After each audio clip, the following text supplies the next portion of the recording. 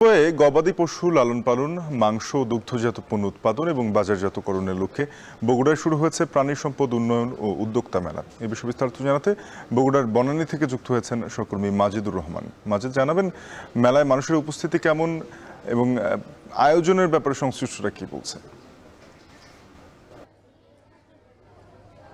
হ্যাঁ শাফিন, গতকাল থেকে কিন্তু এই যে উদ্যোক্তা মেলা এবং যে পশু সম্পদ ও উন্নয়ন মেলা যেটি শুরু হয়েছে সেটি কিন্তু আজকেও চলছে এবং সকাল থেকে কিন্তু এখানে উপস্থিতি বেশ ভালো লক্ষ্য করা যাচ্ছে।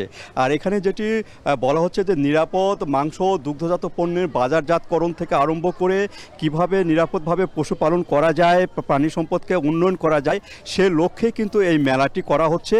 এবং এখানে প্রায় ২৭,০০০ উদ্যোক্তা তারা কিন্তু এই মেলাতে বিভিন্নভাবে তারা স্টল দিয়েছেন এবং তারা এখানে এসে যে শিখছেন যে কিভাবে নিরাপদভাবে যে প্রাণীর সম্পদের মাধ্যমে যে খাদ্য তৈরি করা যায় এবং দেশে বিদেশে যেন এটিকে প্রচার এবং বিভিন্ন জায়গায় যেন পাঠানো যায় নিরাপদভাবে, সেই ক্ষেত্রে কিন্তু এই মেলাটা আয়োজন করেছে। এখানে যে পল্লী কর্মসহায়ক ফাউন্ডেশন, গ্রাম উন্নয়ন কর্ম এবং দেশি বিদেশি যে আর্থিক সহায়তায় এই মেলাটা হচ্ছে। এবং এই মেলাটা কিন্তু যে এখানে যে উদ্যোক্তারা যেখানে আছেন তারা কিন্তু এই মেলাটাকে দেখছেন এবং কিভাবে এই মাছ মাংসগুলোকে নিরাপদভাবেই তৈরি করা যায় এবং মানুষের মাধ্যমে নিরাপদ খাদ্যটা পৌঁছে দেওয়া যায় বিভিন্ন স্থানে, সেইটি কিন্তু এই মেলাটিতে আমরা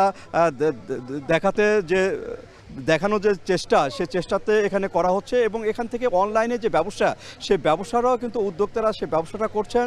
এবং এই যে প্রাণী সম্পদ বিভাগের যে বিষয়টি, সেই বিষয়টি যেন জনগণের মাধ্যমে ছড়িয়ে দেওয়া যায় এবং নিরাপদ খাদ্য, বাণিজ্য খাদ্য যেন তৈরি করা যায় এবং এটা যেন বিদেশে রপ্তানি করা যায়, সেই ক্ষেত্রে কিন্তু যে সহায়তা, সেই সহায়তা বিশেষ করে এখানে ট্রেনিং সহায়তা, সেই সহায়তাটা দিয়ে যাচ্ছেন এই এনজিওগুলো।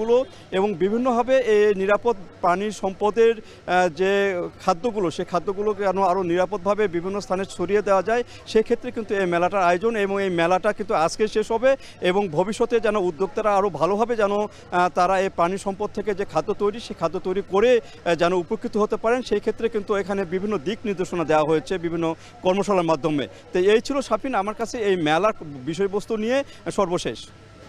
মাজিদুর রহমান জানাচ্ছিলেন বগুড়ায় প্রাণী সম্পদ মেলা নিয়ে। এর সাথে শেষ করছি।